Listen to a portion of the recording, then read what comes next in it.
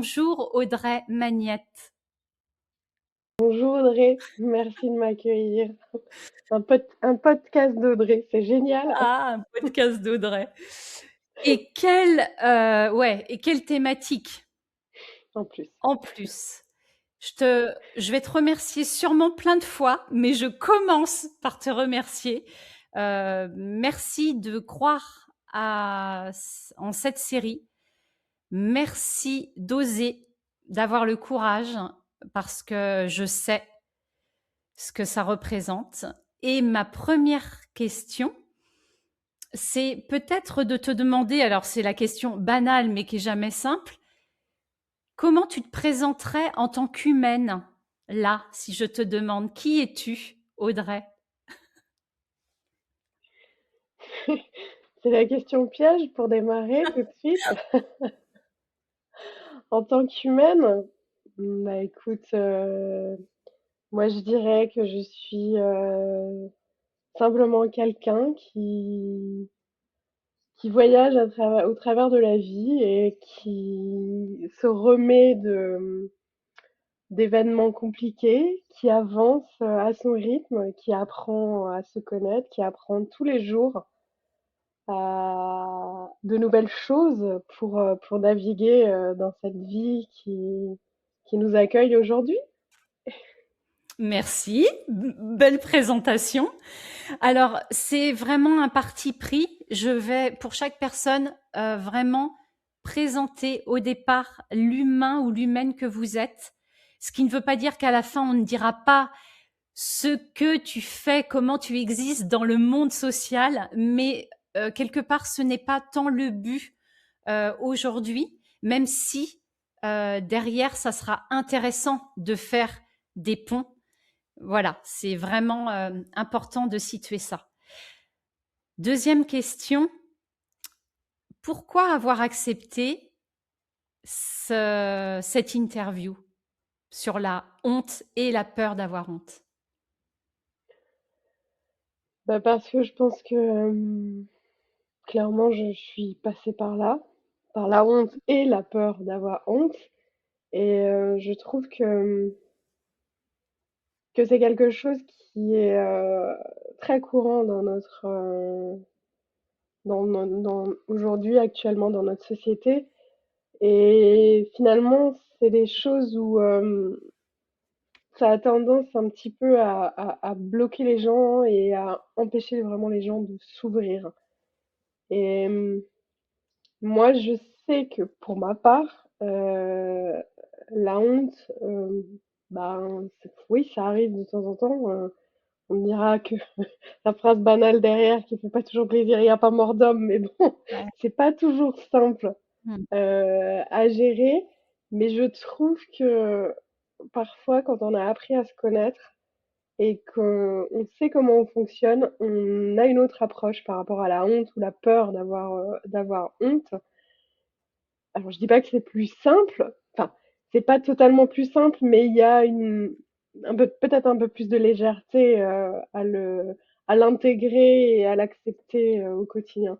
Et du coup, quand tu as proposé effectivement cette série sur la honte, moi je me suis dit, bah oui, mais pourquoi pas partager en fait mon expérience et mon ressenti par rapport à tout ça et par rapport à mon vécu, faire le parallèle. Hmm. Et puis voilà, et puis je le redis, mais je trouvais ça trop chouette de faire un podcast d'Audrey. Je suis désolée, j'insiste. Ah bah dis donc, je suis la star de l'épisode à t'écouter. Alors, ce que j'entends, en tout cas, ce que je trouve intéressant, et c'est vraiment le but de cette série, puisque j'ai vraiment à cœur de décomplexer et de permettre qu'on réhabilite nos humanités, parce que je pense qu'il y a des grands refus de nos parts humaines, mais pas humaines forcément toujours nobles, et que ça nous freine, ça nous empêche. Et donc, dans ce que j'entends, est-ce qu'on pourrait dire que, comme tu dis, oui, alors d'en parler, mine de rien, si on doit la recontacter, la honte, ça va pas forcément être plus facile, mais est-ce que ça ne voudrait pas quand même dire, et on pourra peut-être le réaborder à un autre moment, mais que en parlant, ça vient dédiaboliser l'image qu'on pourrait avoir, le monstre qu'on pourrait en faire et dédramatiser. Je pense clairement, hein, parce que c'est c'est vrai que quelque part quand on entend la honte, oh la honte, enfin ces expressions qu'on peut entendre au quotidien, c'est vrai que ça quelque part ça peut prendre un peu serrer le ventre ou on peut le sentir effectivement dans le corps ou se dire mais cette personne-là elle a pas honte de s'habiller comme ça ou de parler comme ça ou de faire des choses comme ça. C'est vrai que on entend beaucoup cette expression et du coup, je trouve que ça a un impact, mais effectivement très négatif. Mais au final, on est tous humains et on a tous nos travers, on a tous nos défauts. Et c'est ce qui fait de nous aussi qu'on est entier, quoi. Mmh. Donc, ouais, il y a ce côté négatif de la honte qui peut faire peur et qui empêche les gens de faire des choses parfois, de peur de. Ouais, de peur, ouais. Alors là, tu as parlé de défauts. Est-ce que tu penses que la honte fait partie des défauts?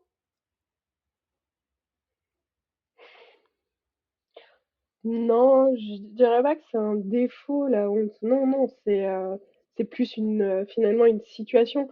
Et quand je te parlais de défaut, peut-être que je me suis mal exprimée, mais j'entendais un petit peu plus les choses qu'on voit en nous, parce qu'on n'est pas toujours très très sympa avec soi-même, hein.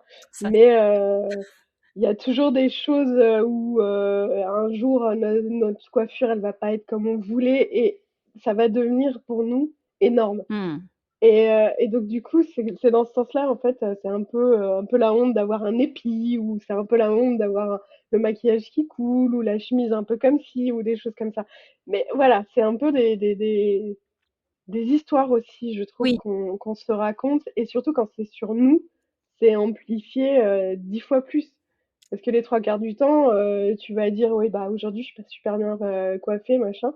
Et la personne que tu as en face, qui est quelqu'un qui te connaît ou qui te connaît pas, tu, par les trois quarts du temps, on va te dire, mais j'avais même pas remarqué c'est ça, que ça ouais, n'allait pas. Donc, ouais. Par contre, c'est vrai que quand on peut quand même imaginer que, en effet, la honte pourrait être perçue comme une défaillance, en fait. Enfin, et c'est pour ça que le lien avec défaut, c'est pour ça que je voulais rebondir. Et qu'en mm, fait, c'est un sentiment humain. On pourrait dire ça, que c'est un sentiment humain et que c'est intrinsèque à l'humain. ouais, Ouais. clairement. Et maintenant, je vais te laisser naviguer par rapport à toi, ton expérience et comment d'ailleurs tu penses, comment tu, enfin, à quel moment tu sais que tu as rencontré la honte? Qu'est-ce qui t'a indiqué que tu as rencontré la honte dans ta vie? C'est, qu'est-ce qui a indiqué, en fait, si moi je me réfère finalement à mon vécu et à, je dirais, on va dire, on va partir sur ma carrière pro d'avant, quand j'étais salariée, je me suis retrouvée effectivement dans un monde d'hommes, production. Et alors là, les gens ne le voient pas, mais à l'époque, petite blondinette, jeune, diplômée, arrivant dans un milieu de production, où finalement, tu as le côté, l'image, la caricature en fait de la petite nana qui arrive, et puis bah moi j'avais des équipes, j'avais des projets à mener. Et c'est vrai que parfois te retrouver face à des hommes souvent qui ont une carrière professionnelle derrière eux, un savoir. Quand toi tu arrives là-dedans, le côté je ne suis pas à la hauteur, enfin pour moi, il a été extrêmement présent. Ok. Et c'est vrai que j'ai pendant longtemps trimé là-dedans, vraiment, parce que à faire plus qu'il ne fallait parce qu'il fallait que je prouve. Cette notion effectivement de prouver pour être à la hauteur, montrer que je savais, que je racontais pas n'importe quoi, que, que, que j'étais capable, tout simplement. Ok. Et donc, ça m'a octroyé effectivement des situations où parfois, ben, je connaissais pas forcément le métier et poser certaines questions, ça m'a mis dans des situations un peu honteuses, à mon sens. Ouais. Bien sûr, quand en face, les gens commencent un petit peu à pouffer, à rire ou des choses comme ça amplifie en fait ce côté honte, même si, bah, je pense que, et c'est ce que je me suis toujours dit dans toute ma carrière et que je continue à me dire, il n'y a pas de mauvaises questions. Et c'est important souvent de les poser aussi pour être sûr de ce qu'on fait, de ce qu'on dit, où on va et toutes ces choses-là. Mais il y a quand même un système dans notre société où quand on ne sait pas, parfois poser des questions, c'est passer pour quelqu'un d'incompétent ou d'idiot, ou enfin, on peut trouver plein de termes. Et du coup, ça renvoie effectivement ce côté honteux de ne pas savoir, quoi. Ouais.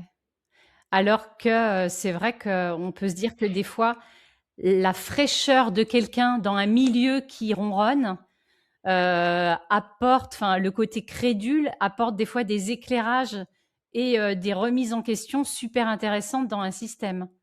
Bah, c'est ça. Ouais, Parce que quand on a la tête dans le guidon, on voit plus certaines ouais, choses. ouais. Et faire intervenir une personne extérieure, peu importe son niveau, son expertise, qui elle est, enfin, il y a un moment, avoir du sang neuf ou des idées neuves, c'est quand même, c'est quand même vraiment la base, quoi. Mais c'est pas toujours facile, effectivement, de trouver ces personnes-là et que ces personnes osent. Je sais que moi, en ce qui me concerne, au début, j'y allais, jeune diplômée, ça va, ça passe, mais très vite, j'ai appris à peser mes mots, à réfléchir. Le fameux proverbe tourner sa Oui, langue cette fois dans ce 7 fois dans sa bouche avant de parler. J'étais beaucoup, beaucoup là-dedans.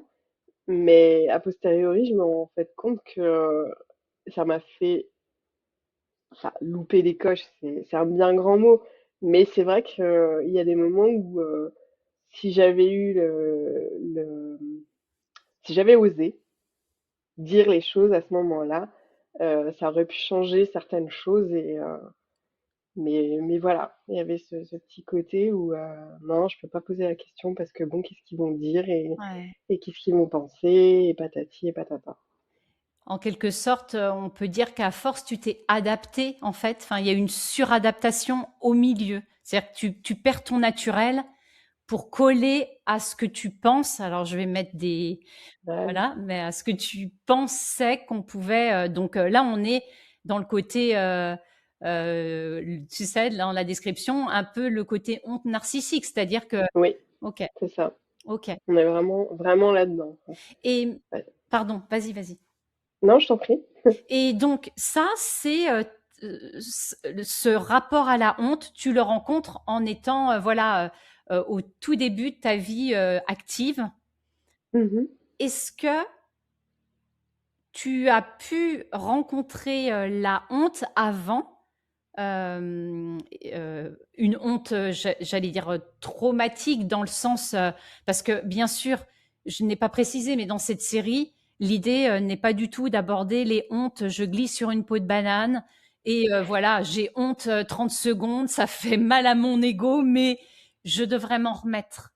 Euh, Mm. mais est-ce que toi, avant cette vie active, est-ce qu'il y a eu déjà des rapports à des types de honte, enfin des signaux pour toi? Bah oui, un petit peu. C'est vrai que quand t'es plus jeune, souvent t'as un peu t'es naturel et parfois t'as les parents qui te rattrapent et qui te disent ah mais non mais tu peux pas faire ça comme ça et tout.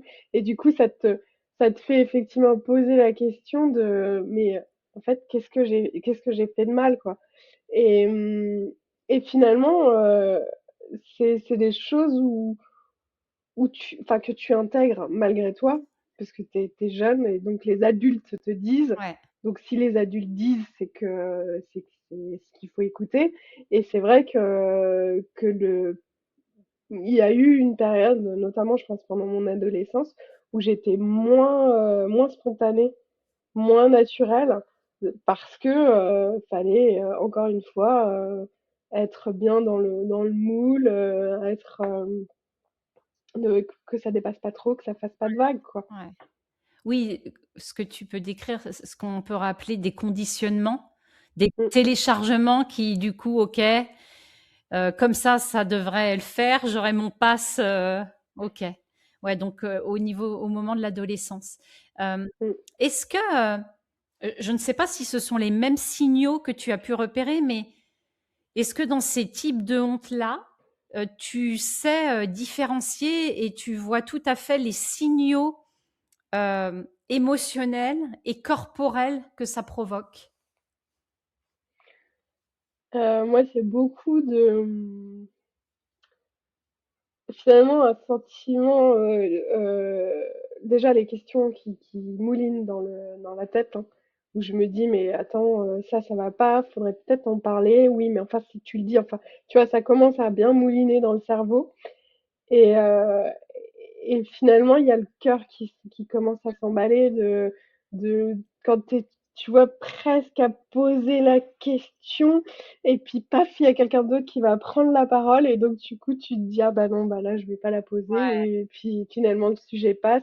Mais derrière, il y a quand même cette frustration de pas avoir posé la question, parce que finalement je me suis mis des bâtons dans les roues toute seule en perdant du temps à me dire que si je pose la question, qu'est-ce que les autres vont penser, qu'est-ce qui va être dit, qu'est-ce qu'ils vont croire, enfin voilà, le regard en fait, souvent le regard de l'autre, au final, bon, on est assez fort pour se mettre des bâtons dans les roues, mais il y a aussi cette importance du regard de l'autre, Ouais. et alors, quand c'est dans le milieu professionnel, c'est encore pire, quoi. Mmh. Parce que la société aujourd'hui, elle est telle qu'elle est, et à partir du moment où dans une réunion, tu as des personnes qui ont un niveau hiérarchique supérieur, les trois quarts du temps, tu vas pas te permettre de poser certaines questions. OK. Et là, a posteriori, je me dis, mais enfin, c'est vraiment dommage. Quel dommage, quoi. Ouais. Quel dommage. Alors, c'est intéressant quand tu dis ça parce que est-ce que tu crois que ton rapport au regard des autres, il est, peut-être plus important que par rapport à d'autres personnes? Est-ce que tu crois que toi, par rapport à ce que tu es, voilà, ton profil, est-ce que tu crois que quand même, là, il y a comme comment je vais dire? Un talon d'Achille, c'est ça quand on a comme une faiblesse, et c'est pas du tout jugeant quand je dis ça, mais voilà, est-ce que tu crois pour que ce regard-là soit autant impactant? Bah, oui, oui, clairement. Chez moi, le besoin de reconnaissance et de d'être performante, à la hauteur, enfin tout ça, c'était quelque chose qui était très très présent dans toute ma scolarité et dans toute ma carrière de salarié. Ça, c'est indéniable. D'accord. Et a posteriori, quand tu apprends certaines choses, effectivement, tu- je me dis, ouais, en fait, je me suis épuisée à porter un masque et à jouer des rôles qui n'étaient pas moi, quoi, pas du tout moi. Ouais, parce que en fait, dans ce que j'entends, et ce que je peux comprendre aussi, moi, dans ce que j'ai analysé, mais il y a ce truc d'hypervigilance qui s'active, parce que tu parles d'emballement et donc une espèce de pression interne là et d'émotion, le truc qu'il faut, contenir, et en même temps, il y a cette hypervigilance de notre part, et en même temps, il y a comme une hypervigilance, de la honte, c'est-à-dire qu'elle flique intérieurement, et nous extérieurement aussi. Enfin, il y a une espèce de jeu de miroir. Ça te parle, ça? Ouais, je trouve que c'est assez bien expliqué. J'aime bien cet angle de vue et oui, bah, c'est vrai il y a les choses qu'on se raconte, il y a le conditionnement qu'on a et tu mélanges tout ça. Après, tu balances l'adulte dans la vie professionnelle, dans la société dans laquelle on est où l'apparence, le paraître, tout ça a une importance phénoménale. Et si tu arrives, toi, là-dedans, bah, tu dénotes. Et du coup, le fait de dénoter, ça te renvoie, ça te renvoie quelque chose d'assez, qui peut être difficile à gérer. Et créer, en fait, tu crées de nouvelles alertes où la fois d'après, si tu es dans cette situation, automatiquement, ton mental, il va dire, vas-y, arrête, stop, stop tout de suite, stop. Ouais, ok. Donc, tu parles de, ok, ta scolarité, tu parles des débuts de ta vie active. À quel moment cette honte, elle devient intolérable, insupportable, invivable? Enfin, quels sont les impacts vraiment quand ça clignote rouge avant explosion, quoi? C'est quoi les impacts sur toi et éventuellement d'ailleurs sur l'entourage, mais les impacts internes, externes et les conséquences? Bah, en fait, au bout d'un moment, ça crée une telle dissonance entre qui tu es et la personne que tu montres aux autres que ça devient mais très épuisant.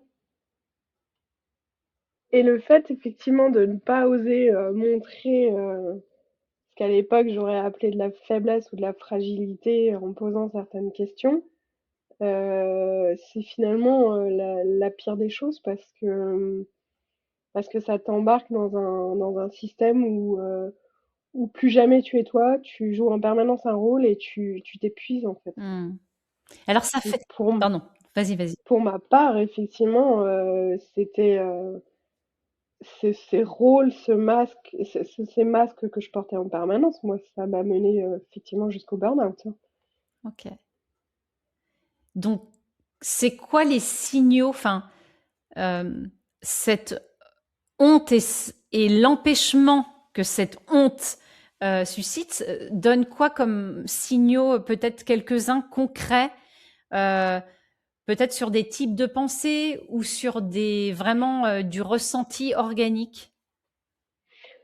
Bah, les types de pensée, c'est beaucoup effectivement si on ne sait pas, c'est qu'on n'est pas capable ou on n'a pas le niveau ou ah, qu'est-ce qu'on veut, enfin, on a quand même, moi j'avais quand même un poste assez important et quelque part montrer ma faiblesse, c'était un peu honteux. Mais en fait, je suis simplement humaine. Hmm. Je suis monstrueusement humaine.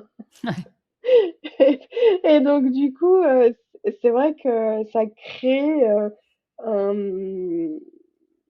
Bah, moi, c'est surtout en fait ouais, de la fatigue et puis derrière, ça crée de la frustration aussi.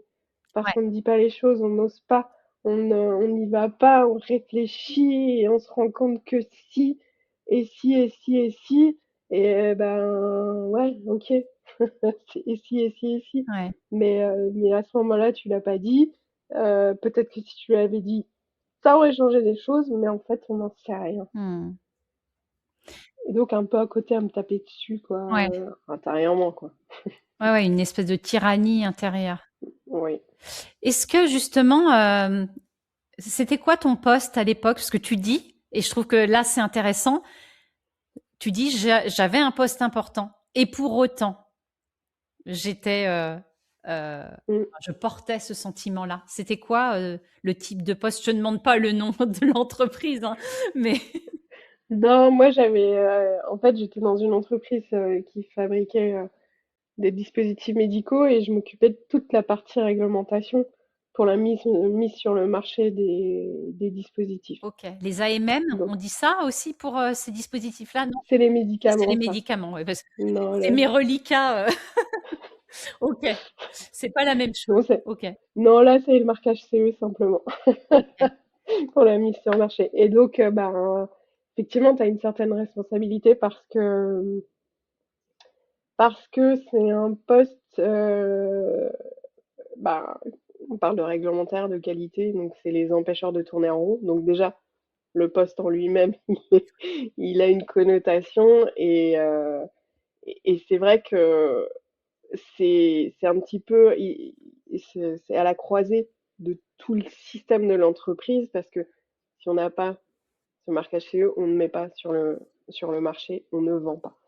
Et donc du coup, ben, moi avec mon équipe, c'était quand même, c'est un peu le nerf de la guerre, si tu veux. Et toi, et en fait, tu étais responsable d'une équipe?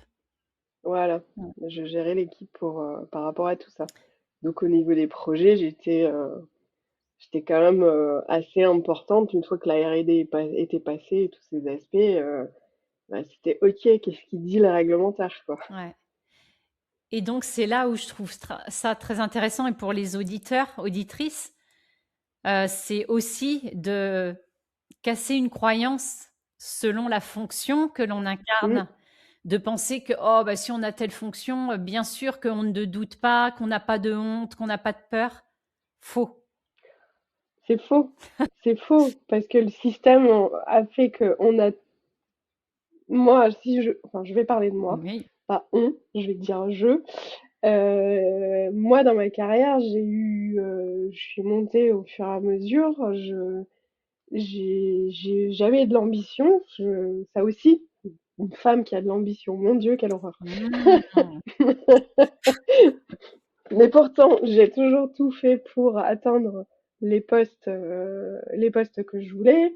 Ma carrière, elle était claire, je savais où j'allais. Mais tu avais toujours ce besoin de ouais, finalement, d'être parfaite, irréprochable pour, pour être bien reconnue. Et donc, pas de questions trop tordues, pas de vagues, essayer d'arranger un maximum, pas se retrouver finalement dans des situations qui, moi, m'auraient mise finalement très mal à l'aise. Mais dans l'histoire, à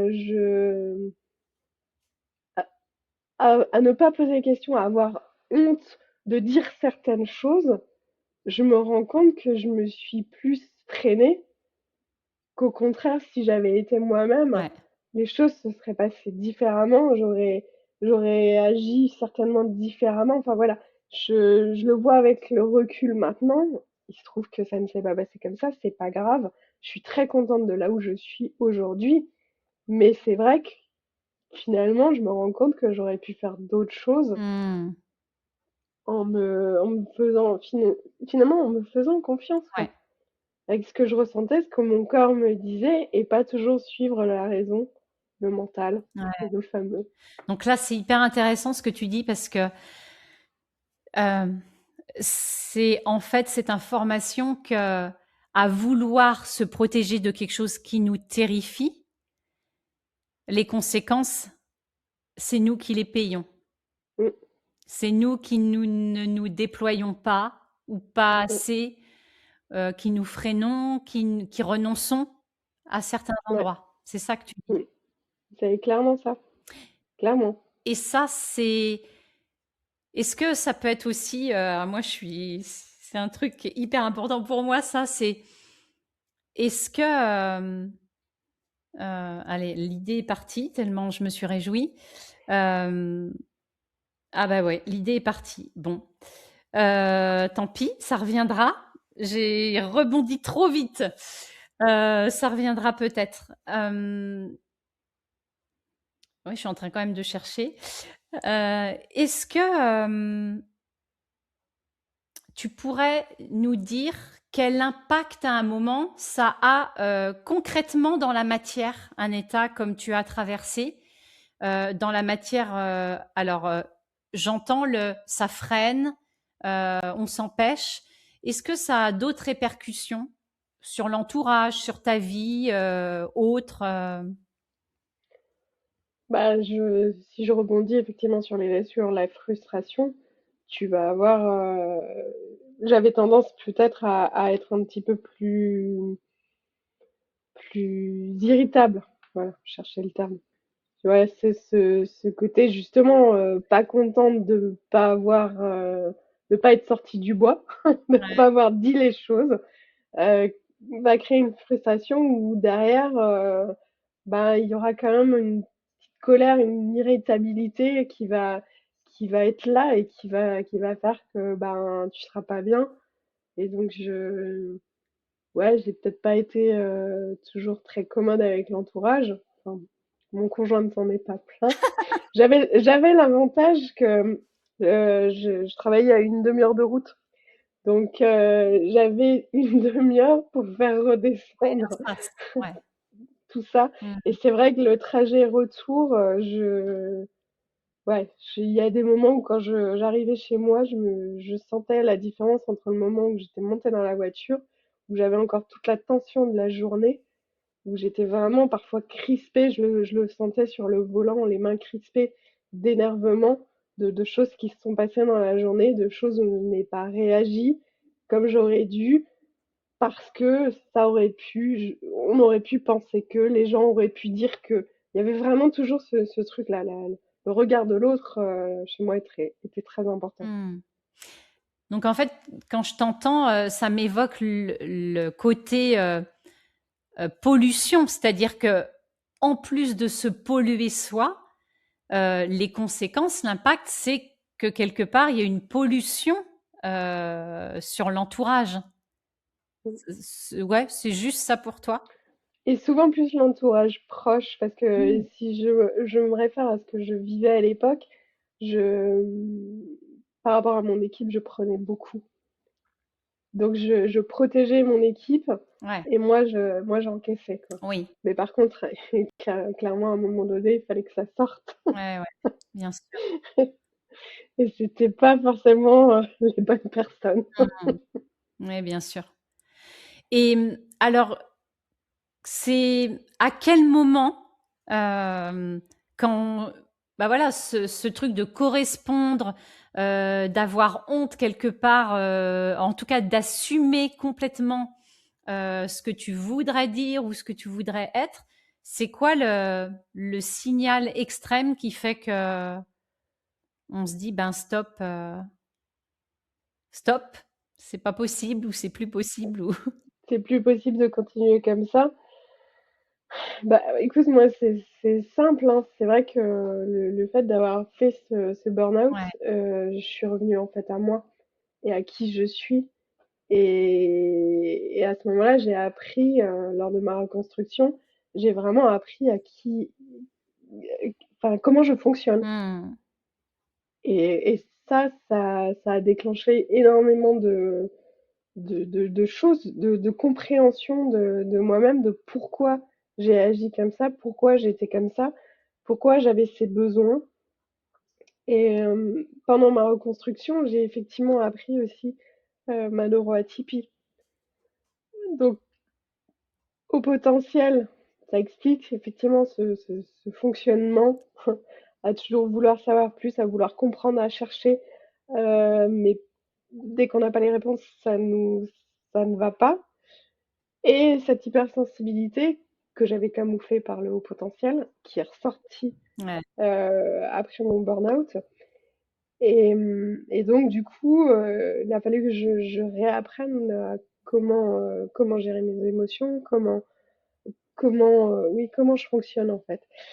Et cette compréhension de mon fonctionnement m'a aussi mis en lumière ces masques et ces rôles que je jouais.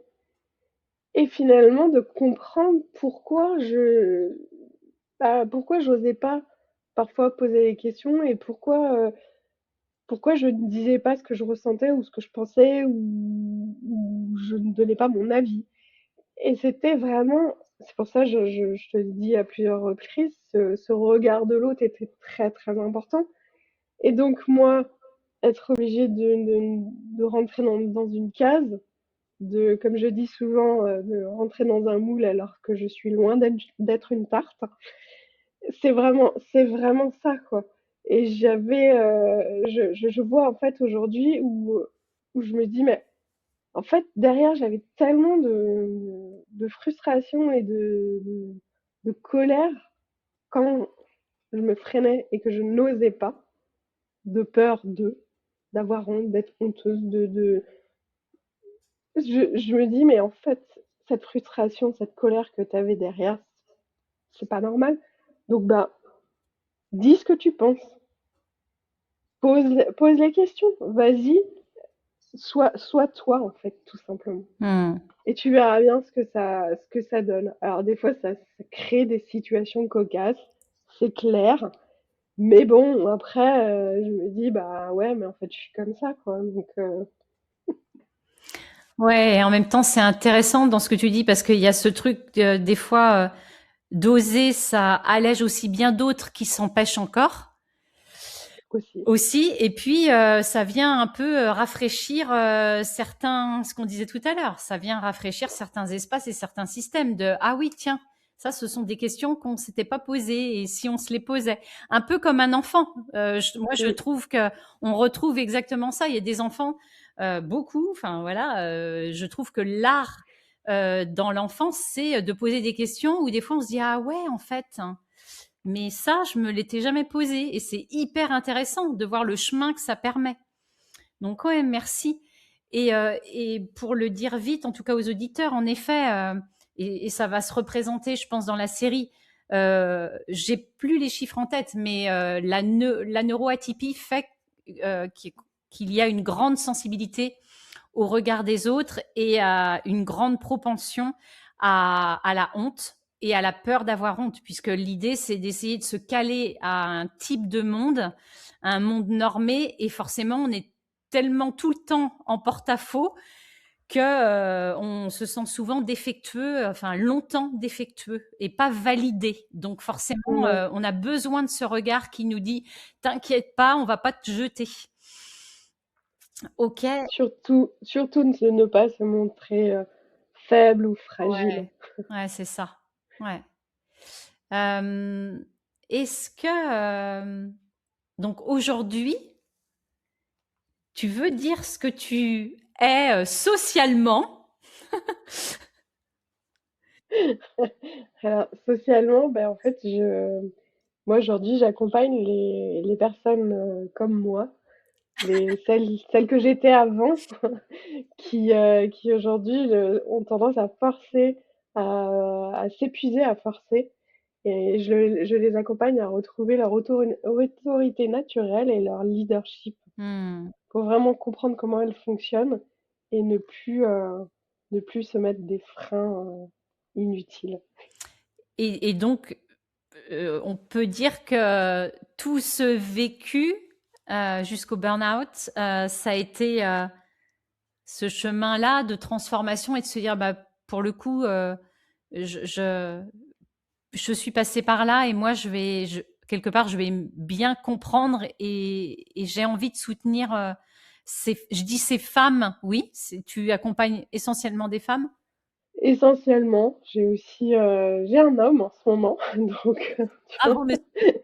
Mais bravo monsieur, oui, parce que c'est pas forcément, euh, c'est pas les premiers qui vont venir Non.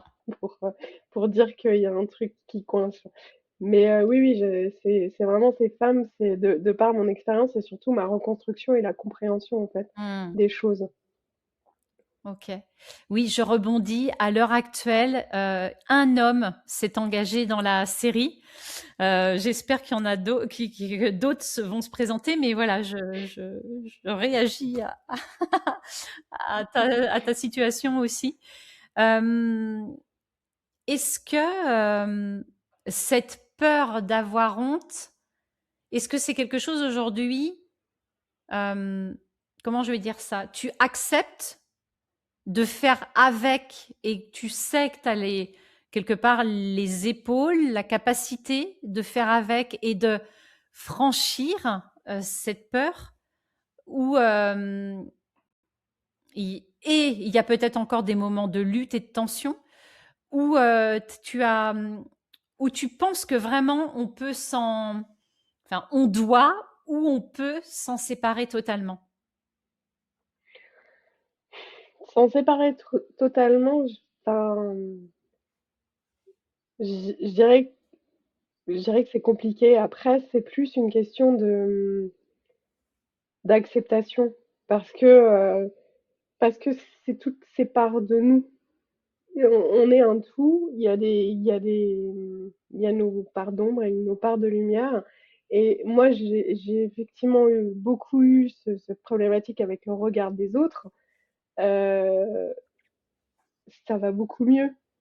Je sais aussi le gérer, l'intégrer, mais c'est quelque chose qui fait partie de moi. Mmh. Donc, il y a forcément des moments où je vais être plus fatiguée ou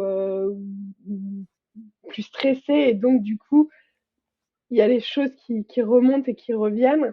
Mais ce que je sais aussi, c'est que derrière, le sentiment de ne pas avoir dit, posé la question ou fait les choses, ce sentiment de frustration, il est tellement plus fort Ouais.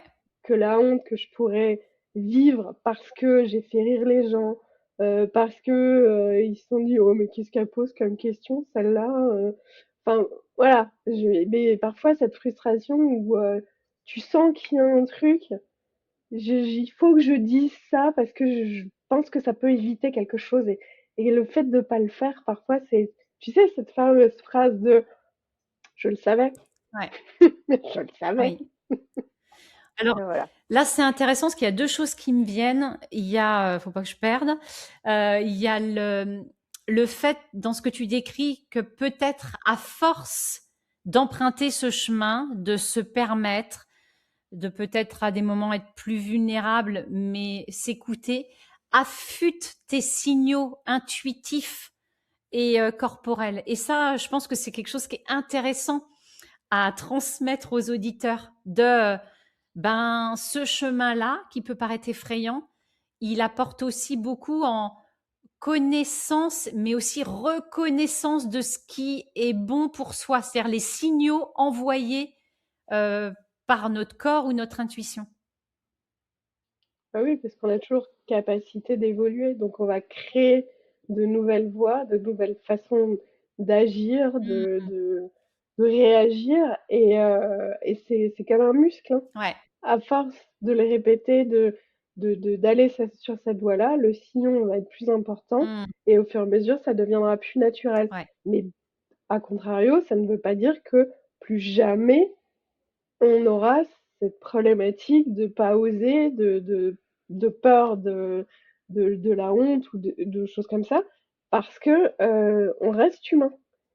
Et donc, il y a des moments où on va être moins vigilant, on va être, oui, puis tout à l'heure, je disais plus fatigué, plus stressé. Mmh. On ne réagit pas pareil. Et quelque part, bah, c'est OK. Ça fait de nous une personne entière Ouais. au final. Mmh. Et que l'humanité, c'est un tout, ce n'est pas que de la lumière. Mm, Ouais. ça se saurait.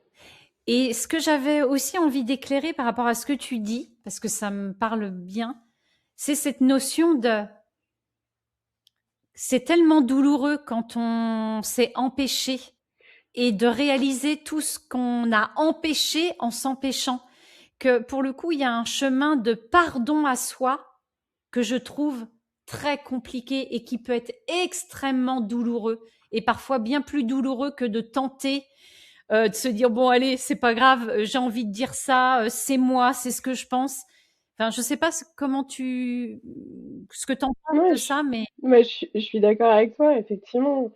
C'est, c'est les, c'est toujours la même chose. C'est quelles conséquences si je dis, quelles conséquences si je ne dis pas. ouais Et après, on va trouver l'équilibre, quoi. ouais Mais la plupart du temps, de mon expérience, je trouve que la conséquence de ne pas dire ou de ne pas faire, elle est plus importante que la conséquence d'avoir dit ou fait, quoi. ouais Si s'il y a une conséquence entre guillemets négative, quoi. Ouais.